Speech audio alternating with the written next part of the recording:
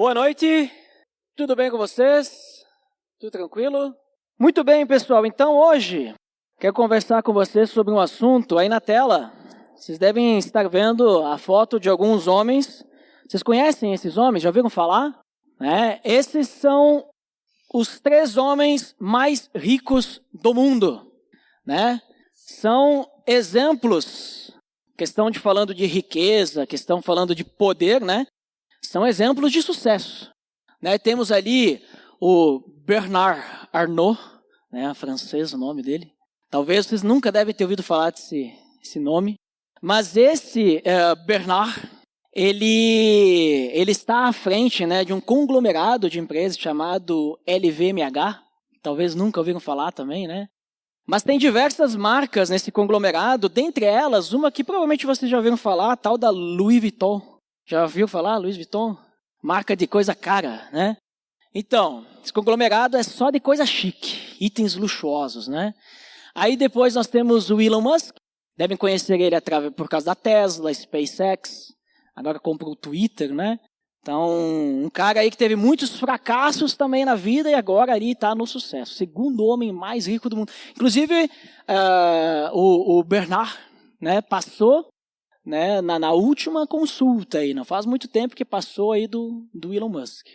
E depois temos o Jeff Bezos, conhecido por causa da Amazon, também alguém aí que tem assim dinheiro que a gente, nem se a gente quisesse pensar em gastar, a gente não ia imaginar jeito de gastar, Vou trazer outros exemplos para vocês aqui, ó. Marie Curie, já ouviram falar dela? Essa é antiga, ganhadora do Prêmio Nobel de Física.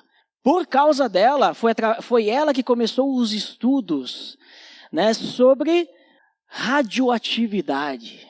Olha só que interessante, Graças a ela, nós tivemos uma revolução aí, uma pessoa muito importante, a única mulher que teve num dos encontros, que tinha os grandes cabeças da época da física, entre eles Einstein, que a gente conhece, esse a gente conhece bem. Mas aí tu vê lá uma foto, lá, um monte de homem, e a Marie lá no meio, só ela, Num momento assim, de, digamos assim, uma sociedade bastante preconceituosa com a mulher, ela estava lá. Trabalhando no meio dos homens, tão inteligente quanto, sábia quanto, a questão de física e tudo mais. Temos a ganhadora do Oscar, Michelle Yeoh, é chinês, eu não sei falar chinês, gente. Mas também é uma pessoa bem-sucedida, ganhou Oscar, melhor atriz, O Messi, o melhor jogador do mundo, pessoas de sucesso. E normalmente quando a gente pensa em sucesso, a gente pensa em coisas grandiosas, Mais rico do mundo, melhor jogador, atriz, melhor do mundo, Porque ganhou o Oscar é melhor, Ganhadores de Nobel, pessoa mais inteligente, pessoa mais capacitada artisticamente. E da mesma forma, quando a gente pensa em sucesso, a gente pensa em fracasso. Grandes fracassos são aqueles que não conseguiram atingir o objetivo. A realidade é que muitas vezes os fracassos a gente nem conhece as pessoas, mas nós temos exemplos também de grandes fracassos, como por exemplo o Brasil na Copa do Mundo aqui no Brasil. A gente lembra do triste 7-1 e a imagem do Davi Luiz, muito triste, que foi um fracasso, uma vergonha. No Brasil, a Copa, o Brasil perder. Ou, por exemplo, essa moça ao lado, vocês já ouviram falar dela, da Elizabeth Holmes? Quem já ouviu falar dela? É porque ela foi um fracasso, Ninguém ouviu falar dela. Mas só que essa mulher, ela enganou muita gente. Essa mulher, ela foi condenada a 11 anos e meio de prisão por causa de uma fraude que ela fez diante de uma empresa chamada Theranos. Nunca ouviu falar também, Talvez um ou que outro. Ela tinha a grande ideia de que eles iriam vender uma máquina que ela está te segurando ali, ó. Com essa quantidade de coleta de sangue, você poderia fazer uns, sei lá, eu nem lembro direito quanto, acho que mais de 100, 200 exames de sangue. Hepatite, diabetes, exame de triglicerídeo, colesterol, saber se a pessoa tem câncer, saber se a pessoa DSTs, tudo da vida da pessoa tem a poder com essa quantidade de sangue. Isso é praticamente impossível, mas muita gente comprou a ideia dela, acreditou nela, porque ela sabia o quê? Vender a ideia dela. E ela enganou muita gente. Ela vendeu a ideia e o produto sem que ele funcionasse, né? Ele até fazia alguns exames, mas poucos, né? Porque realmente não tem como tu fazer com essa quantidade de coleta, fazer essa quantidade de exames. Mas muitas vezes, da mesma forma, vocês percebem, né, que o Brasil vocês conhecem bem, né? Porque o Brasil é um exemplo de sucesso, né, no futebol e tudo mais. Aí quando não alcança o objetivo, nossa, é um fracasso. Mas muitas vezes as histórias de fracasso, um golpe como esse, a gente nem ouve falar. Mas a gente ouve falar das pessoas mais ricas, as pessoas, né, melhor jogador e tudo mais, né, pessoas muito famosas. E a gente acaba colocando que para obter sucesso nós temos que alcançar o objetivo e esse objetivo tem que ser conhecido, né, tem que ser algo grandioso. Muitas vezes a gente aprende dessa forma. Mas será que sempre o que é maior, o que é mais famoso é realmente melhor? Ou basta a gente cumprir o propósito, né? Então, hoje nós vamos dar continuidade à nossa série das 7 igrejas. Nós vamos conversar sobre a 6ª, que é a igreja da Filadélfia. Então, abra sua Bíblia, Apocalipse capítulo 3. Vamos ler dos versículos 7 até o 13. Apocalipse 3, 7 ao 13 diz o seguinte: Ao anjo da igreja em Filadélfia escreva: Estas são as palavras daquele que é santo e verdadeiro, que tem a chave de Davi. O que ele abre, ninguém pode fechar, e o que ele fecha, ninguém pode abrir. Conheço as suas obras. Eis que coloquei diante de você uma porta aberta que ninguém pode fechar. Sei que você tem pouca força, mas guardou a minha palavra e não negou o meu nome. Veja o que farei com aqueles que são sinagoga de Satanás e que se dizem judeus e não são, mas são mentirosos. Farei que se prostrem aos meus pés e reconheçam que eu o amei. Visto que você guardou a minha palavra de exortação à perseverança, eu também o guardarei da hora da provação que está para vir sobre todo o mundo, para pôr à prova os que habitam na terra. Venho em breve. Retenha o que você tem para que ninguém tome a sua coroa. Farei do vencedor uma coluna no santuário do meu Deus, e dali ele jamais sairá. Escreverei nele o nome do meu Deus e o nome da cidade do meu Deus, a nova Jerusalém, que desce dos céus da parte de Deus, e também escreverei nele o meu novo nome. Quem tem ouvidos, ouça o que o Espírito diz às igrejas. Vamos orar? Feche seus olhos. Senhor Deus, em nome do Teu Filho Jesus, nós nos entregamos a Ti nessa noite para aprender da Tua palavra e também para deixar o Teu Espírito Santo trabalhar nos nossos corações. Nos transforme, Deus, através dessa mensagem, dessas palavras que temos escritos aqui na Bíblia, Pai, e também que podemos ler, temos essa liberdade para que realmente ocorra essa transformação nos nossos corações, Pai. Que possamos aplicar isso em nossas vidas. Em nome de Jesus. Amém. Então, só para a gente lembrar um pouquinho, porque a gente já está na 6ª, acho que já está bem claro, mas só para a gente lembrar os pontos que a gente tem, né, nessas cartas. Então, desses pontos, desses 7 pontos, essa carta, a igreja de que se reunia em Filadélfia, não vamos ter né, que é a repreensão. Né? Jesus, nas cartas, ele repreende a falha. Mas essa igreja, nós percebemos, no que a gente acabou de ler, que não há uma repreensão à falha deles. Mas Jesus repreende a outros. Né? Então, vamos ter esse padrão acontecendo, exceto essa repreensão. E olhando um pouco, então, para a igreja da Filadélfia, se reuniu na cidade ali da Filadélfia, aqui, né? Então a gente viu que João, quando escreveu essa carta, ele estava exilado em Patmos, e essa carta ia girar até Éfeso, que nós vimos, Esmirna, que nós vimos, Pérgamo, que já vimos, Tiatira, que vimos, Sardes, que foi a anterior, e agora Filadélfia. E Filadélfia, ela foi fundada pelo rei de Pérgamo. Né? Existe até umas questões históricas, mas foi fundada pelo rei de Pérgamo, é bem aceita. Por volta de 190 a.C. Então já era uma cidade que já tinha, né, um bom tempo de existência. E Filadélfia, ela vem da palavra grega que significa amor fraternal, porque essa cidade ela foi fundada em homenagem ao seu irmão. Né? Foi fundada pelo rei de Pérgamo, então uma homenagem entre irmãos. Então, como, vamos dizer assim, ele criou a cidade para o seu irmão, então botou o nome de Filadélfia, amor fraternal, né? Hoje essa cidade é a atual Al-Serrir, mas se você pesquisar no Google, quiser ver como é que está hoje, que basicamente não tem mais nada daquela época, né? Você pode pesquisar por Filadélfia, Turquia, ou Filadélfia, Lídia, né? Porque era da época do reino da Lídia.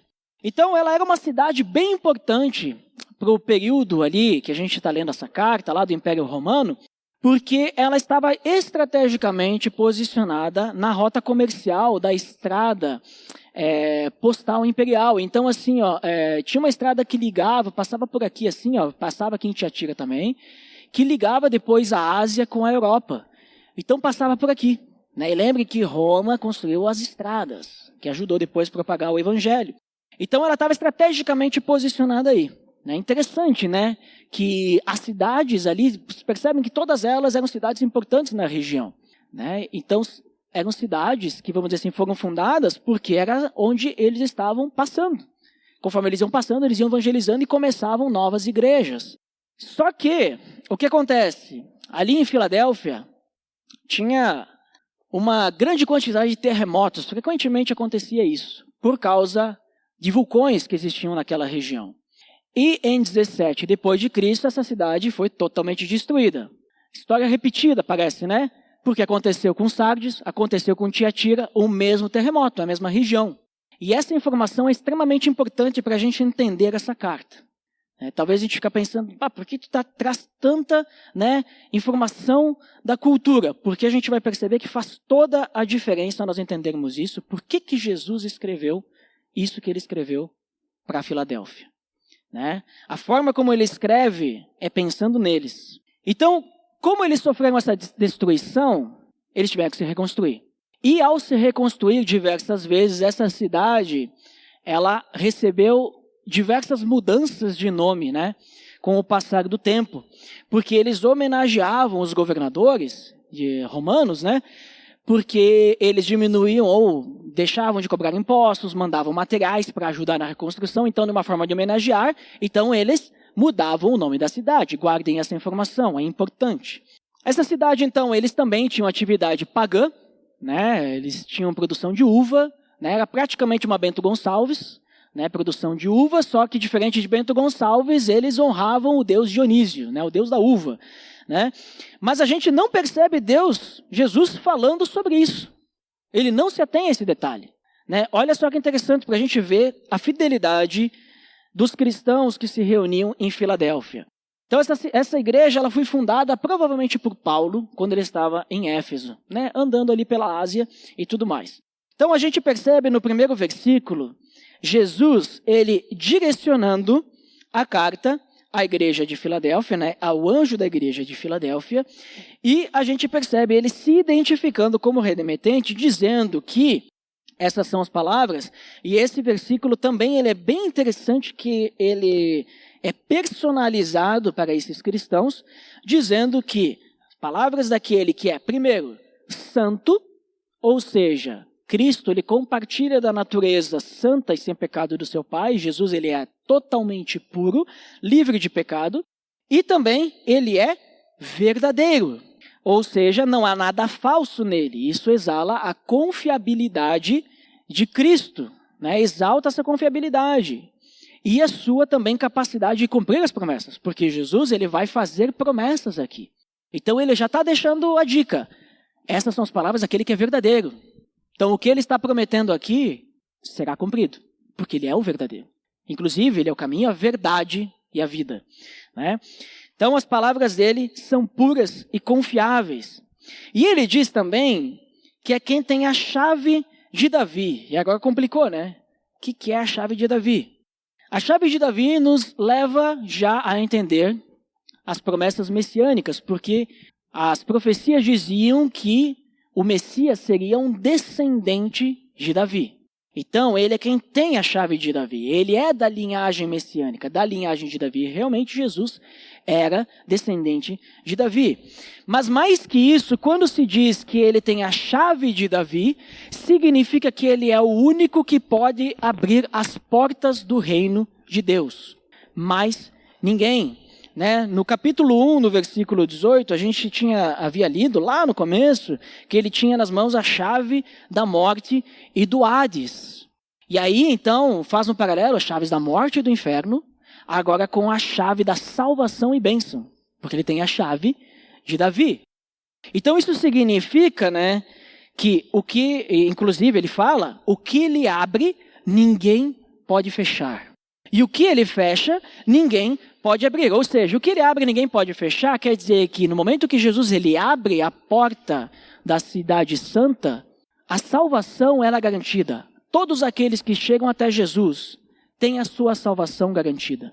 Todos os que chegam até Jesus através dele e entrarem na terra prometida, ou melhor, na cidade santa, eles têm a sua salvação garantida. Ninguém vai tirar eles de lá de dentro, porque eles entraram através da porta que foi aberta por aquele que tem a chave de Davi.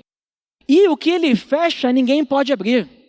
No momento que ele fechar essa porta, ninguém pode abrir, porque é ele quem tem a chave na mão. Ou seja, o juízo que virá para aqueles que não entrarão é certo.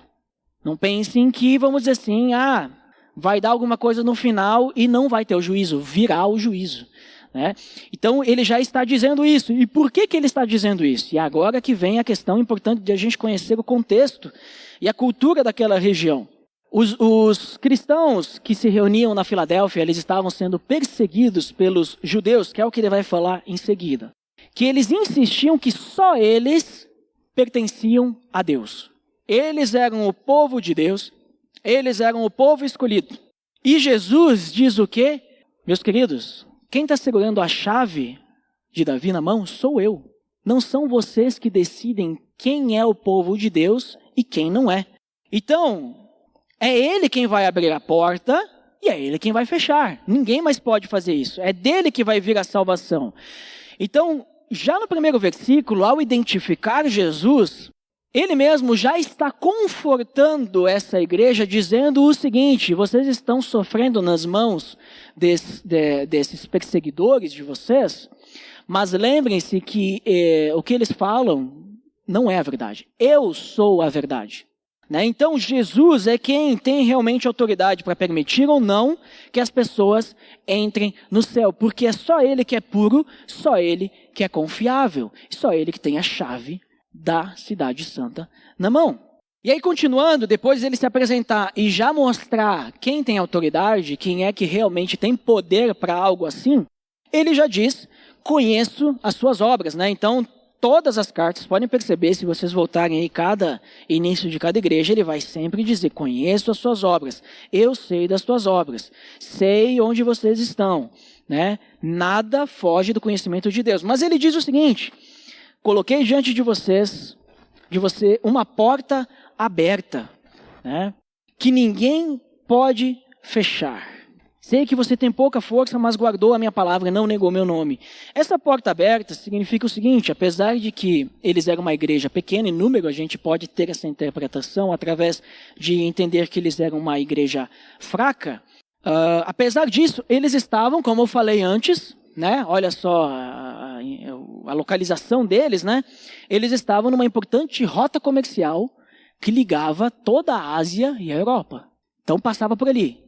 Isso significa o quê? Muitas pessoas estavam passando por ali. E diferente, por exemplo, de outras igrejas que a gente já viu, que existia muita atividade pagã, aqui a gente não vê Jesus falando sobre isso. E aí a gente vê, olha, tem muita gente passando por aí, eu botei uma porta aberta para vocês.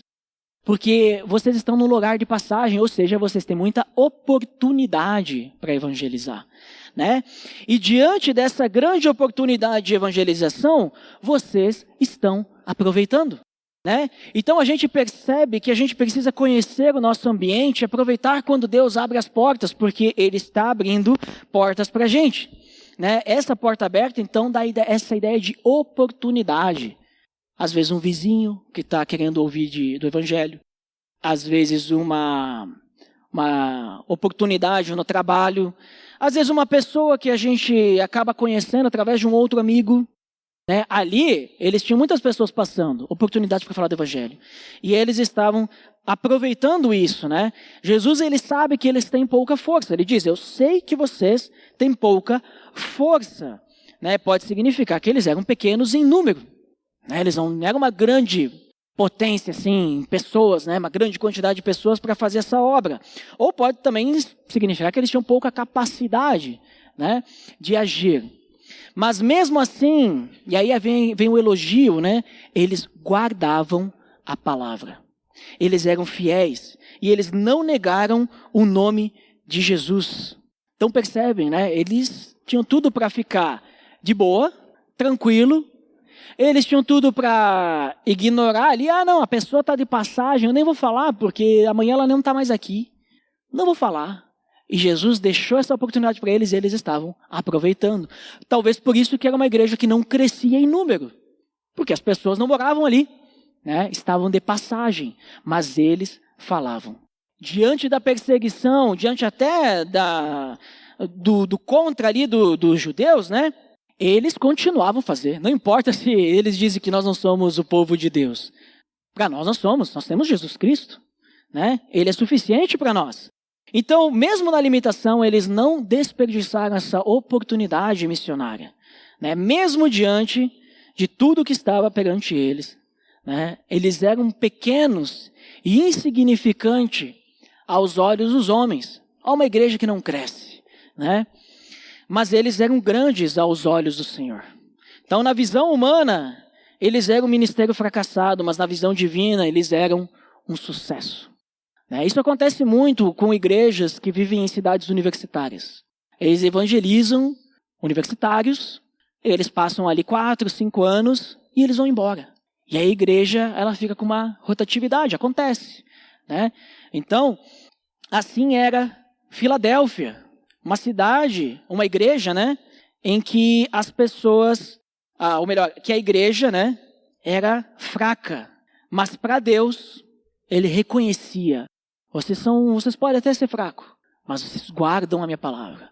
Vocês não negam o meu nome, vocês são fiéis. E aí vem a repreensão, né? A repreensão não vem à igreja de Filadélfia, ela vem a outros. Olha que interessante. Jesus não repreende a igreja, mas ele repreende aos judeus hipócritas. Assim como na igreja de Esmirna, que nós vimos, eles também estavam sofrendo com os judeus que viviam nessa cidade, né? Porque esses judeus, como eu já comentei, mas repetindo, apesar deles se acharem o povo eleito de Deus, por Jesus eles são chamados de mentirosos. São chamados de sinagoga de Satanás, porque eles eram instrumentos nas mãos do inimigo para destruir a obra de Cristo. Eles estavam atrapalhando. E para Jesus, se está atrapalhando, então, né? Quem não ajunta, espalha, né? Diz a palavra. Quem não está comigo, está contra mim. Então, para Jesus, eles estavam sendo obra do inimigo. E no final, olha só que interessante, o que Jesus fala, né? No final, esses judeus seriam obrigados a se prostrar aos pés da igreja de Filadélfia.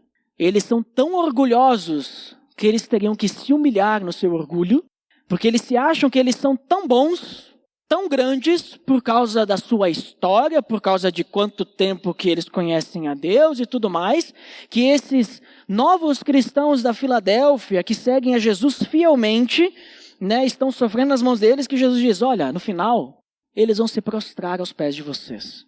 Não só isso, né, no final também, Filipenses, capítulo 2, versículos, né, 9 ao 11, diz, por isso Deus o exaltou à mais alta posição, está falando de Jesus, ele deu o nome que está acima de todo nome, para que ao nome de Jesus se dobre todo o joelho no céu, na terra e debaixo da terra.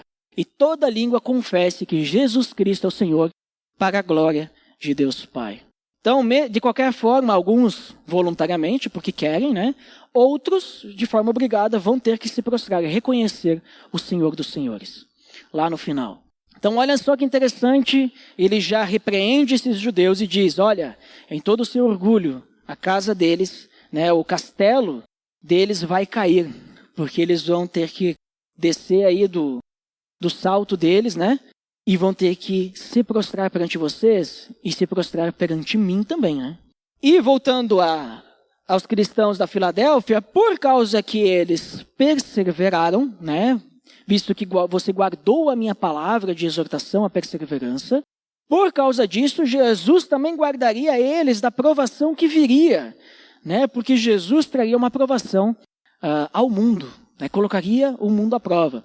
Aqui pode estar se referindo à grande tribulação, e indiferente, eu não vou entrar nessa questão, diferente se a igreja vai passar ou não pela tribulação, não é o caso. A questão é que Jesus guarda os seus. A gente tem aqui Jesus falando sobre isso, aqueles que perseveram ele vai guardar. E a gente também tem 2 Pedro, capítulo 2, versículo 9, falando que vemos, portanto, que o Senhor sabe livrar os piedosos da provação e manter em castigo os ímpios para o dia do juízo. Então, falando sobre as pessoas que foram livradas de castigo, né, Pedro demonstra esse cuidado que Deus tem para aqueles que são dele, né, para aqueles que são fiéis a ele. Então, mesmo em meio à provação, mesmo que tivermos provação, se nós estivermos em Deus, nada nos abalará. Sabe por quê? Porque nós temos conosco quem? Deus, né? Ele estará conosco para nos sustentar, para cuidar da gente em meio à provação. E aí, já indo para aqui o final ali do que Jesus escreve, ele diz, venho em breve. Né? Já fazem aí, não fazem ainda, mas quase 2000 anos, né? Esse breve de Jesus é longo. Mas ele diz, venho em breve, retenha o que você tem para que ninguém tome a sua coroa.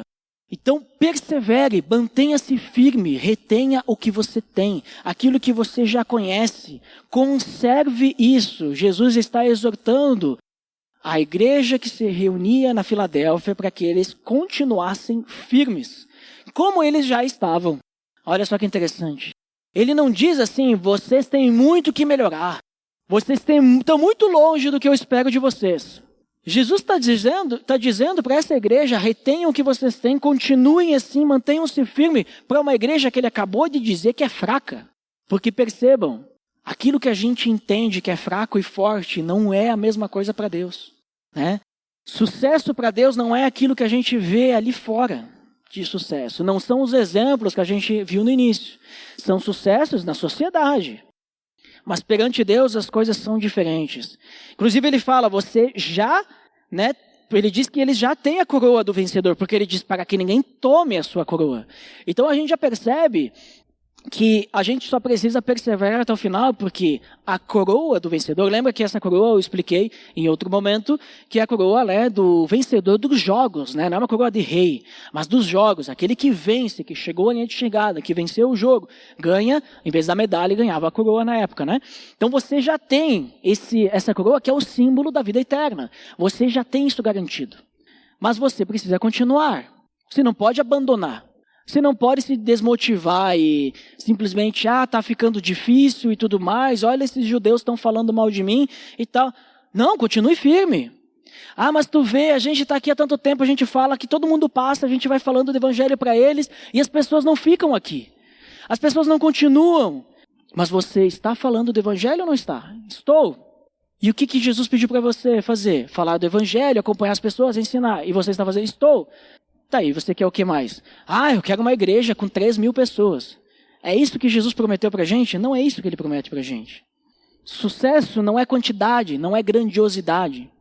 Sucesso para Deus é a gente levar a palavra dele até as pessoas, para que as pessoas conheçam o evangelho, né?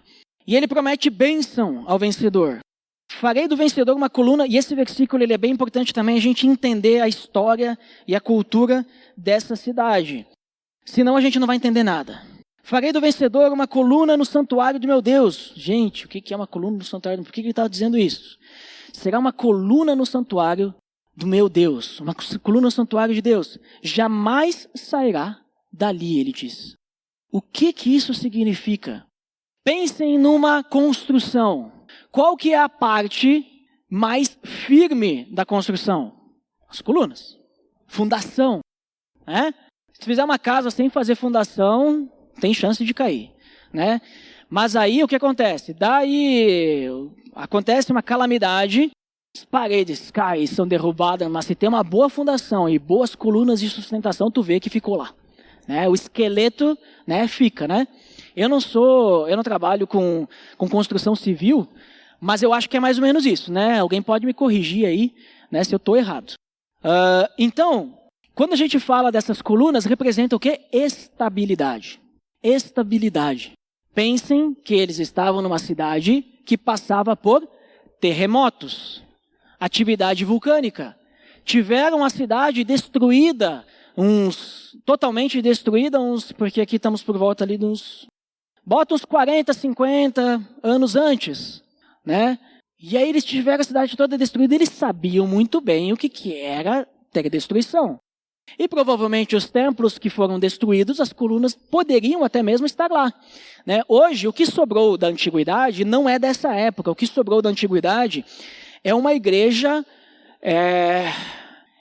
acho que católica ou bizantina, né? Tem as colunas lá ainda, estão lá, né? Mas é depois dessa época, né? Então, por isso que eu não trouxe nenhuma foto para vocês, porque construiu-se uma cidade ao redor e o que é passado ficou embaixo da terra, né? Mas coluna tem essa ideia, né? Passa por terremoto e tudo mais, até pode quebrar a coluna se ela não for muito boa. Mas aqui são as colunas do santuário de Deus, né? E dali ele jamais sairá. Ele quem é o vencedor. Dali ele jamais sairá.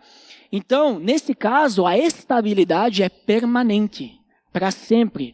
Então, o que ele está querendo dizer? Terá uma posição de honra permanente na eternidade com Deus, na presença de Deus, santuário de Deus. Santuário é o quê? Né, para cultura deles, local da presença. Então, eternidade com Ele. É isso que Ele está prometendo. Passaremos a eternidade com o Pai. Além disso, Ele diz que vai ter escrito o nome de Deus, o nome da cidade de Deus e o novo nome de Jesus na coluna, né? Ou seja, que representa cada um dos cristãos. Então significa que nós pertencemos a Deus, nós não vamos simplesmente estar lá, nós seremos propriedade de Deus, pertenceremos a Ele, ou seja, né, nós não vamos ser propriedade de outro, somos propriedades dele e seremos cidadãos dessa nova Jerusalém. E para essas pessoas que também tudo destruía, e quando reconstruíam, vinha um governador lá, né, os magistrados, e eles honravam esses magistrados que ajudavam, colocando o nome dos magistrados nas colunas do templo. Eles estavam imersos a essa cultura. Jesus dizer assim: olha, meus queridos, vocês serão as colunas do santuário de Deus. E para que vocês sejam honrados, vocês terão o meu nome. Vocês conseguem se transportar para lá e entender o quão grandioso é isso? Né? Às vezes a gente fica pensando na nossa pequenez. Eternidade, vamos passar a eternidade com Deus. Mas ele está falando que não é só passar a eternidade com Deus e não é qualquer coisa. Nós seremos parte dele, pertenceremos a ele. Em outras igrejas nós vimos que nós teremos autoridade junto com Jesus, governaremos os reis da terra junto com Jesus, então Ele está nos dando honra e tudo mais, simplesmente porque nós perseveramos. Nós não fizemos nada por isso. Não pagamos, não conquistamos, não fizemos boas obras para herdar isso. Quem fez tudo isso foi Jesus Cristo na cruz por cada um de nós. E é de graça. E Ele está nos colocando em posição de honra, para que a gente possa estar com Deus no céu, pertencendo a Ele, marcados com a garantia da eternidade. Para mim, isso é muito motivador para sempre lembrar, né? Creio que para eles foi algo motivador também. Lembrem que eu falei que Apocalipse é uma carta de motivação, né? Para tranquilizar e também chamar a atenção para alguns problemas, né? No caso da Filadélfia, né? É só para tranquilizar mesmo. E exortar para que continuem firmes. Depois ele diz, então, no último versículo, quem tem ouvidos, ouça o que o Espírito diz às igrejas. Então, exorta a gente a ouvir o que o Espírito diz, né? Ou seja, é para nós também, né? As igrejas. Então, quando a gente olha para a igreja em Filadélfia, a gente percebe que não são as coisas grandiosas que importam, mas sim a fidelidade e a perseverança na palavra de Deus que importa. Não é uma grande quantidade de pessoas, né? Não é estádios lotados, não é grandes manifestações, mas é a gente, o trabalho individual, formiguinha, e juntos como igreja, e irmos falando do evangelho para as pessoas, cuidando dessas pessoas também. Não é só falar Jesus te ama para a pessoa, para atendente do pedágio, né, que isso não vai evangelizar ela, né? Uma vez eu fazia isso, depois eu parei, porque não vai fazer diferença nenhuma na vida da pessoa, né? Mas não é isso, né? Mas é a gente realmente acompanhar as pessoas, falar do evangelho. Não é simplesmente convidar para vir aqui, para a gente ter uma igreja lotada, cheia de gente, né? Não é só convidar, mas é acompanhar. Fazer os passos lá da linha de maturidade, abismo ligado e tudo mais, né? Então, Jesus, ele quer que a gente ande no caminho dele, fielmente, crescendo em maturidade, proclamando o evangelho. E às vezes também a gente se auto-sabota, né? A gente acha que a gente é fraco, que a gente é pequeno, a gente desiste. Não, porque eu falei de Jesus para o meu vizinho, ele não quer ouvir. Eu falei de Jesus para o meu colega de trabalho, ele não quer ouvir. Eu falei para 50 pessoas esse mês, ninguém quer me ouvir.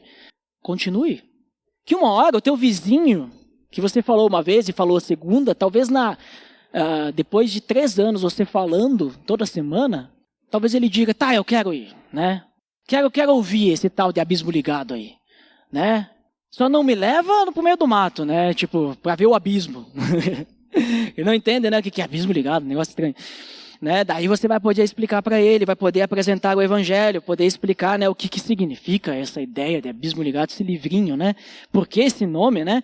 Então, às vezes a gente se acha fraco, né? A gente não vê resultado no nosso esforço, mas muitas vezes a gente não percebe que a gente está sendo um sucesso perante Deus.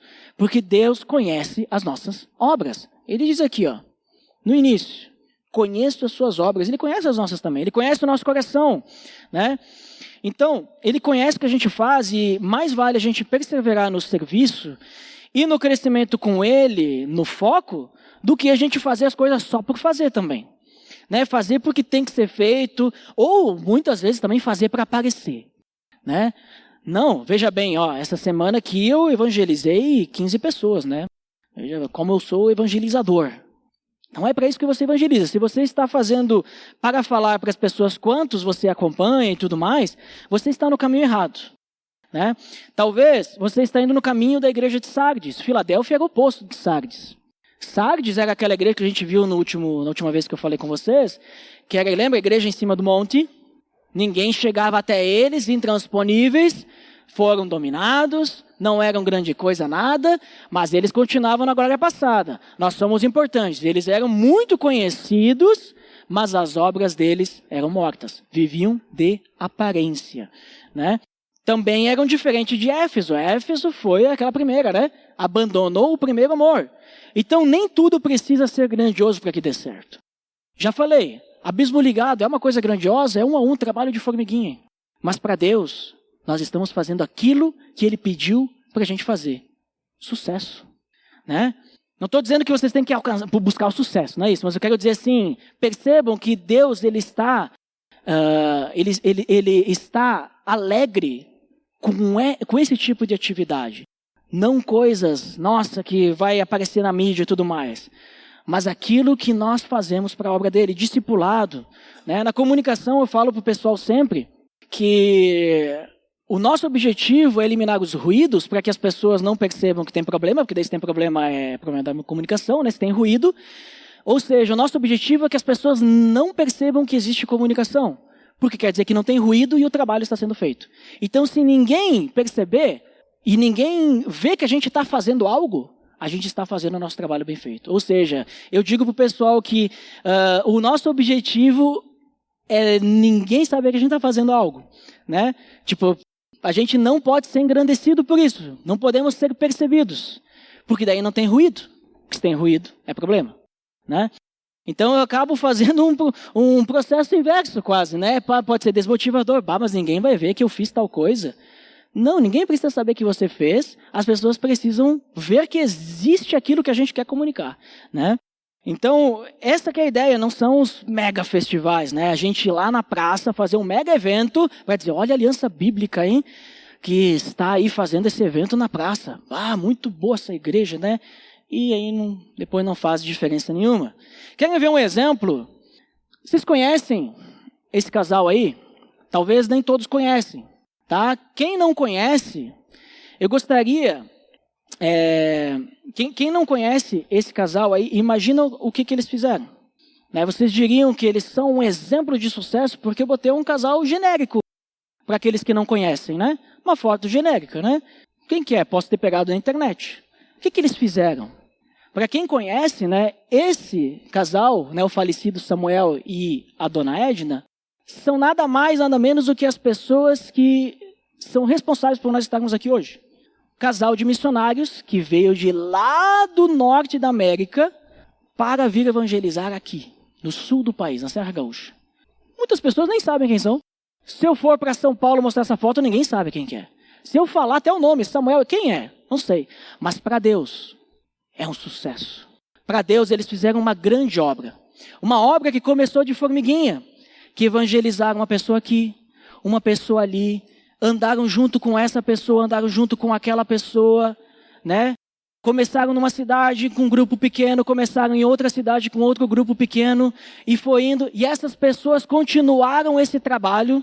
Assim como Paulo andou junto com Áquila e Priscila, que depois orientou Apolo, e Apolo foi cuidar da igreja de Corinto. Samuel e Edna, para Deus, são grandes pessoas na obra dele. Mas percebem que se a gente for olhar, eles não são ricos, né? Não herdaram grandes fortunas, não apareceram em revistas, não apareceram no jornal, não são pessoas famosas. Talvez, é um fracasso, né? Não são, por exemplo, pessoas conhecidas hoje na televisão, né? Mas, para Deus, o ministério deles foi um sucesso. Porque hoje nós temos diversas alianças bíblicas que começaram com o trabalho de Samuel e Edna e também da Catarina e do Lou, né? Outro casal que também ajudou, né, no trabalho, iniciando as alianças bíblicas. Então, vocês estão entendendo o que eu quero dizer? A igreja de Filadélfia é esse exemplo para nós, que mesmo que a gente às vezes perceba que não estamos fazendo coisas grandiosas, Deus está nos usando e nós temos que perceber que nós estamos fazendo a sua obra, porque nós precisamos pensar grande para Deus, não para nós, não para os homens. Não é fama que a gente tem que buscar, mas a gente tem que buscar proclamar o evangelho de Deus. Então por isso que a gente tem que perseverar e crescer, né? Crescer ainda mais, que a gente possa sempre olhar para a essência, que a gente possa valorizar as pequenas coisas. Como eu falei, começou aqui a aliança com um casal que até hoje tem pessoas novas nas alianças que nem sabem quem são esses casais que começaram. Mas eles são responsáveis, eles não fizeram isso buscando reconhecimento. Eles não fizeram isso para que hoje a gente estivesse olhando, nossa, o Samuel e a Edna. Eles não fizeram isso por isso. Eles fizeram isso por causa que Deus chamou eles para irem e falarem do evangelho. Vão e façam discípulos de todas as nações, batizando e ensinando-os a obedecer a tudo o que eu lhes ordenei. É isso que diz lá o final de Mateus, Sermão do Monte não. É o final de Mateus na grande comissão. E é isso que eles fizeram. E é isso que Jesus está exortando a igreja de Filadélfia a continuar fazendo e que nos chama a fazer também hoje. Que a gente possa ser fiel, que a gente possa ser perseverante na palavra, possamos aproveitar as oportunidades e valorizar aquilo que a gente tem agora e buscar sempre crescer mais. Vamos orar por isso, para que a gente possa reter o que a gente tem e permanecer firmes juntos. Pai amado, em nome do Teu Filho Jesus, te agradecemos porque o Senhor é bom, e também porque o Senhor tem feito grandes coisas através de nós. E cremos, Deus, que se nós deixarmos o Teu Espírito Santo nos guiar, abandonarmos as nossas vontades e realmente nos entregarmos a Ti, o Senhor pode fazer ainda mais. Nos use, Pai, na Tua obra e que possamos realmente valorizar aquilo que o Senhor já tem feito, aquilo que o Senhor tem transformado na vida de cada um de nós. E também possamos buscar sempre, perseverar na Tua palavra, permanecermos fiéis a Ti e aproveitar as oportunidades que têm aparecido, assim como Jesus, Teu Filho, falou para a igreja que se reunia na Filadélfia, Pai. Te peço por isso, Deus, te pedimos por isso, em nome de Teu Filho Jesus. Amém.